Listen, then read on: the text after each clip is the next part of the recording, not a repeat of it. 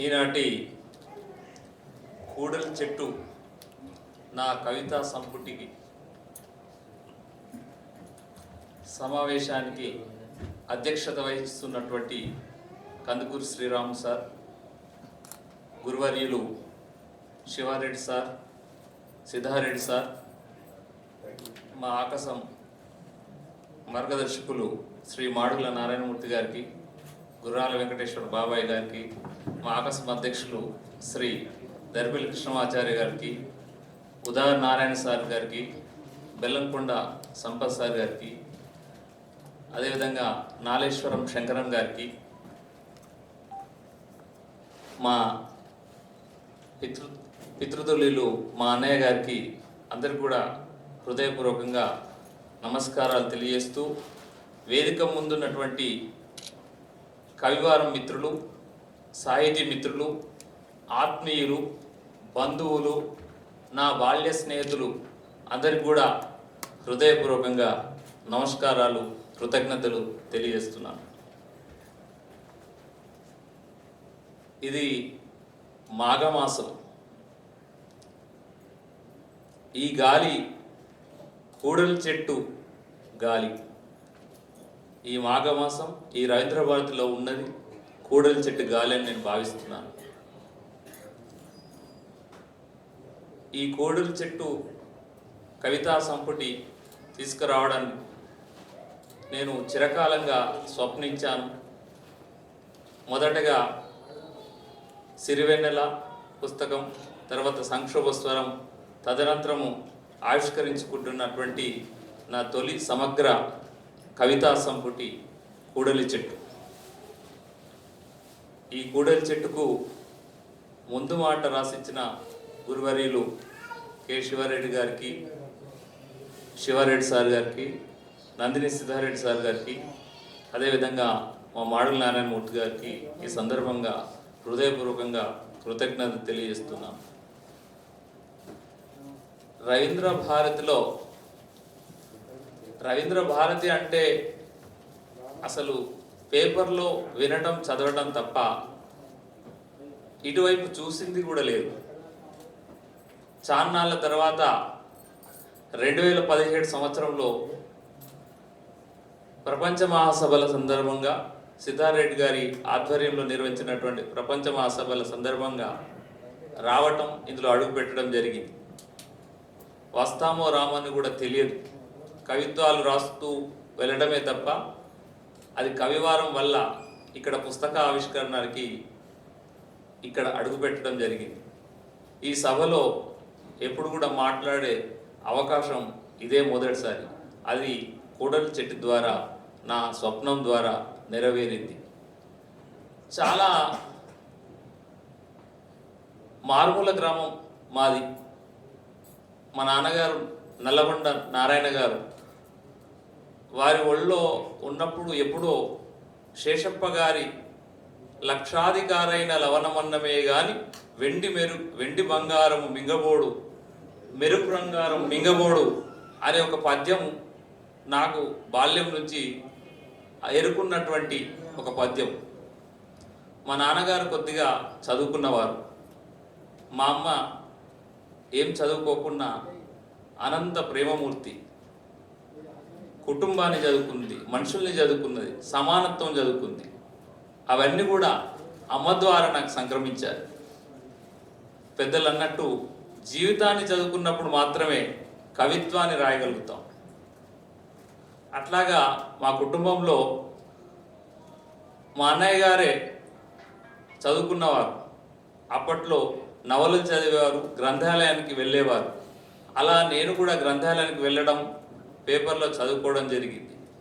10వ తరగతిలో అనుకోకుండా ఈ కవిత్వం అనేది నేను అటువైపు చూడడం జరిగింది. అటువైపు చూసిన వాళ్ళు తాత్కాలికంగా కొద్ది రోజులు రాసి మానేసేవారు కావచ్చు. కానీ నేను దాన్ని ఒక నిష్ఠగా, ఒక ధ్యాసగా, దాన్ని ఒక తపస్సులాగా భావిస్తూ దాని వెనకాలే నడుస్తూ ప్రయాణిస్తూ ఇక్కడికి వచ్చా, ఇలా మీ మధ్య నిలబడ్డా. ఆ ఒరవడిని నేర్చుకుంటూ ఇంటర్మీడియట్లో డిగ్రీలలో కూడా కొద్ది కొద్దిగా నాకు తోచింది రాసుకుంటూ ఫేర్వెల్కు వెల్కమ్ పార్టీలకు రాసుకునేవాళ్ళు. ఇక్కడనే ఉన్నాడు మా ఇందారం సంతోష్. ఇందారం నీ మనసు మందారం అన్నాను అప్పుడే, అప్పుడు చిన్నప్పుడు అన్న వాక్యం. ఆ రకంగా ఏదో మా మిత్రులందరిపైన ఇక్కడ ఉన్నారు, అరవింద్, గంధం వేణు, ఇట్లా అందరిపైన కూడా ఒక చిన్న కవిత రాశారు. అలా మొదలైంది. అలా మొదలైనప్పుడు ఈ పుస్తకాల సంగతి, కవుల సంగతి, ప్రముఖుల సంగతి కూడా నాకు తెలియదు. కానీ విశాలాంధ్ర వారి యొక్క మొబైల్ గ్రంథాలయం ఊళ్ళల్లో తిప్పుతూ మా ఊరు కూడా రావడం వల్ల అనేక సాహిత్య పుస్తకాలు తీసుకోవడం జరిగింది. ముఖ్యంగా శ్రీశ్రీ గారి మహాప్రస్థానం కవులందరిపైన ప్రభావం ఉన్నట్టే నాపైన చాలా ప్రభావం చూసి అప్పట్లో కవితల్లో వారి ప్రభావం వల్ల అనేక కవితలు రాశాను. తిలక్ గారి అమృతం కురిసిన రాత్రి ఆ పుస్తకము, ఇంకా కొన్ని పుస్తకాలు, అంటే నాకేం తెలియని సందర్భాల్లో ఏవో కొన్ని తీసుకొని చదువుతూ ఉన్నాను, రాస్తూ ఉన్నాను. అదే కవిత్వం అనుకునేవాడిని. తర్వాత ఉద్యోగం తటస్థించిన తర్వాత ఇది రాయటం ఇలానే కొనసాగిస్తున్నాను. మెలకువలు అనేటి కొద్దిగా ఈ పేపర్లో, పత్రికల్లో వచ్చే ప్రముఖ కవుల యొక్క కవితలన్నీ చదువుకోవడం, వ్యాసాలు చదువుకోవడం, విమర్శ వ్యాసాలు చదువుకోవడం, అదొక నిష్ఠగా చేసేవాడిని. అంటే నేను కేవలంగా తెలుగు భాషను అమితంగా ప్రేమిస్తున్నాను. ఆ భాషను, ఆ సంపదను, ఆ నుడికారాన్ని నాకెంతో అమితమైన ప్రేమ. ఆ ప్రేమతోనే అలా సాగుతున్న ప్రయాణంలో తదనంతరం మా ఆసిఫాబాద్లో కవిమిత్రులు రావడము, కవితా వాతావరణం ఏర్పడడం, కీర్తిశేషులు మడిపల్లి భద్రయ్య గారు అప్పట్లో కవి సమ్మేళనాలు నిర్వహించడం, చిట్ట చివరి కవిగా నాకన్నా ముందు గుర్రాల వెంకటేశ్వర్లు గారు కవిత చదివేవారు, చిట్ట చివరి కవిగా నేను కవిత చదివాను. ఆ రకంగా చదువుతూ ఉండేవాళ్ళం. 2001 నుండి మాడుగుల నారాయణమూర్తి గారు రావడం, అక్కడ సాహితీ వాతావరణం ఏర్పడడం, ఆ రకంగా ఆకాశం స్థాపించడం, అందులో కొత్త కవులతోని ప్రేరేపించుకుంటూ మాకు మేము చదువుకుంటూ వెళ్తున్నాం. ఇంకనూ కవిత్వం పట్ల నాకు ఈ వ్యామోహం ఎక్కువగా అవుతుంది. ఆ సందర్భంలో మంచికట్ల రాజయ్య గారు ఆకాశం ద్వారా నాకు పరిచయం అయ్యారు. ఆ రకంగా వారి గ్రంథాలయంలో ఉన్నటువంటి అనేక పుస్తకాలు చదువుకున్నాను. దేవిప్రియ గారి కవిత్వం చదివాను. ముఖ్యంగా విమల గారి అడవి ఉప్పొంగిన రాత్రి, అమ్మ చెట్టు, ఇట్లాంటి పుస్తకాలు చదవడం వల్ల కవిత్వంలో ఉండేటువంటి శక్తి, కవిత్వం ఎట్లా ఉంది అనే అనేక విషయాలు బోధపడ్డాయి. శివారెడ్డి సార్ గారి భారమితి ఇచ్చారు నాకు మొదట్లో. ఇచ్చినప్పుడు అర్థం కాలేదు సరిగా, దాన్ని పక్కకు పెట్టేశారు. మిగతా కొన్ని పుస్తకాలు చదువుకున్నాను. నేను కూడా తదనంతరం శ్రీశ్రీ గారి ప్రభావం నుండి బయటకు వచ్చి నేను ఎక్కువగా చదివింది అమృతం కురిసిన రాత్రి. ఇప్పటికి కూడా బాగా ఇష్టం ఆ పుస్తకం అంటే. ఎన్నిసార్లు చదివాను, అద్భుతమైన కవిత్వాలు ఉన్నాయి. ఆ రకంగా చదువుతున్న దశలో తర్వాత భారమితి చదువుకోవడం, వరవర్రావు గారి సముద్రం, అదేవిధంగా తంగేడు పూలు, ఇట్లా అనేక పుస్తకాలు చదువుకొని అదే గ్రంథాలయంలో సిద్ధారెడ్డి గారి అంతకన్నా ముందు భూమి స్వప్నం చదివాను. చాలా అద్భుతమైన కవిత్వం. సమగ్ర సాహిత్య సంపుటం 4 దశాబ్దాలది వారు వచ్చినప్పుడు ఆ పుస్తకం తీసుకోవడం, శివారెడ్డి సార్ గారి 3 పుస్తకాలు కూడా తీసుకొని సార్కి ఫోన్లు చేస్తుండేవాడిని, సిద్ధారెడ్డి సార్కి ఫోన్లు చేస్తుండేవాడిని. ఆ సాహిత్యం అంతా కూడా చదువుకున్నాం. వచన కవిత్వంలో ఉండేటువంటి శిల్పాలు, వస్తువులు, అనేక మెలకువల గురించి నేర్చుకోవాలనే నా తపనతోని వారి సాహిత్యం అంతా కూడా చదివి చాలా ఆనందానికి లోనయ్యాను. ఆహా, కవిత్వం ఇలా ఉంటుంది, దీని పద్ధతి ఇది, దీని సొగసు ఇది, దీని అందం ఇది, దీన్ని ఇట్లా ఒడిసి పట్టాలా అని అహర్నిశలు శ్రమించాను. సిద్ధారెడ్డి సార్తో అనేక మార్లు ఫోన్లలో మాట్లాడాను. చాలా విషయాలు నిర్మోహమాటంగా చెప్పారు. మీరు ఆసిఫాబాద్కే పరిమితం కావాలా అని అన్నారు కూడా. అంటే ఇవన్నీ కూడా చదవాలని అనేక విషయాలు చెప్పినప్పుడు చాలా పుస్తకాలు తీసుకొని చదువుతూ ఉన్నాను.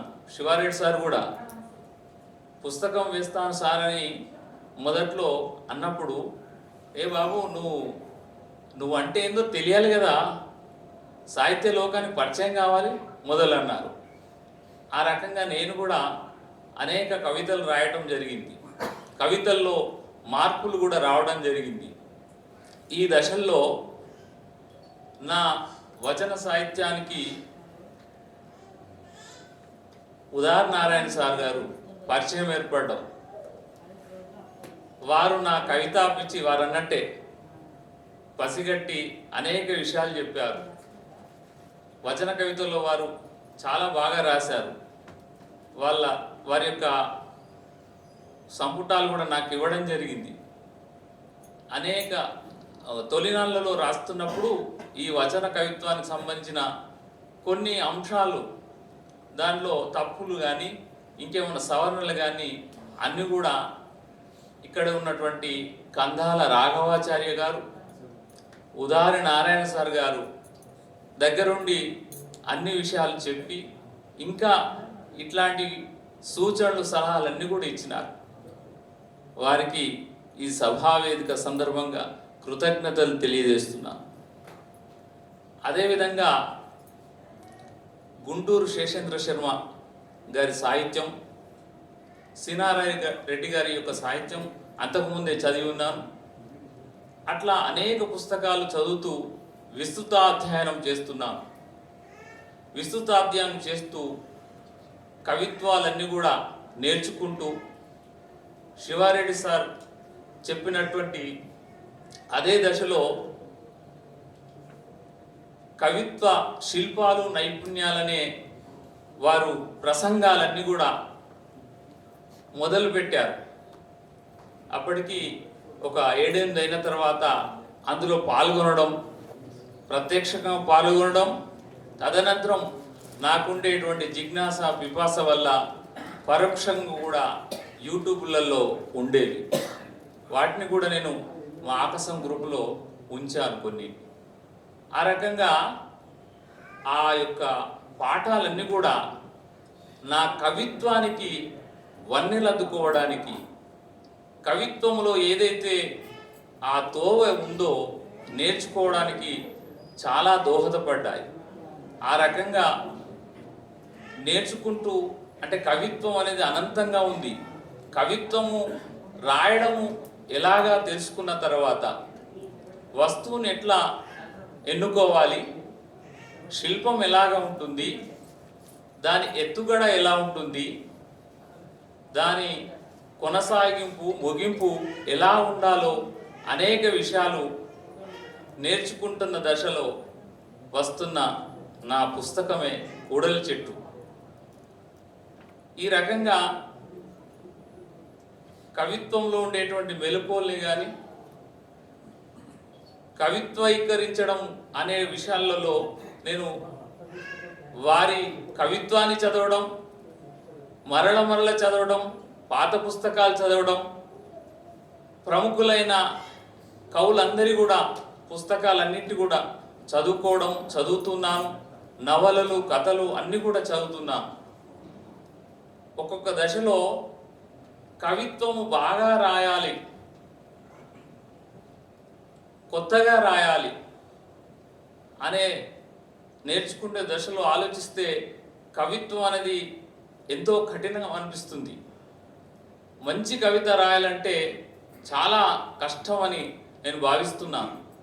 మంచి కవిత్వం రాయడానికి ముందు ఇంకా కూడా గొప్పగా ఈ తరంలో ఉండే కవులల్లో నిలవడానికి నా శక్తుల కృషి చేస్తున్నాను.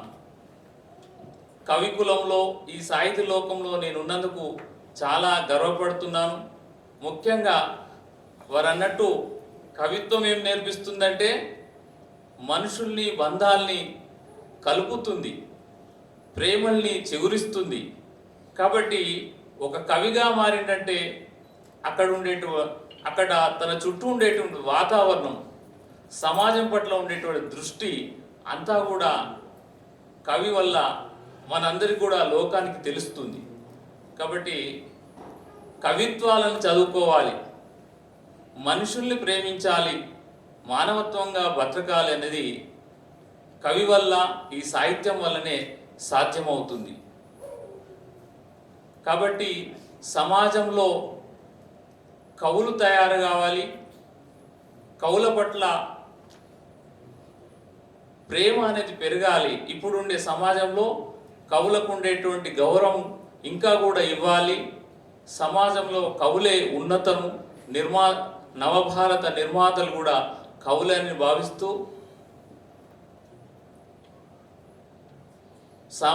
తెలుగు రాష్ట్రాల్లో ఉండే వాళ్ళందరూ కూడా కవులంటే ఇష్టపడే రీతిలో ఈ యువతరం కవులందరూ కూడా కవితలు కానీ, కవితలు కానీ, పద్యాలు కానీ అన్నీ కూడా అల్లాలని నేను కోరుకుంటూ, రానున్న కాలంలో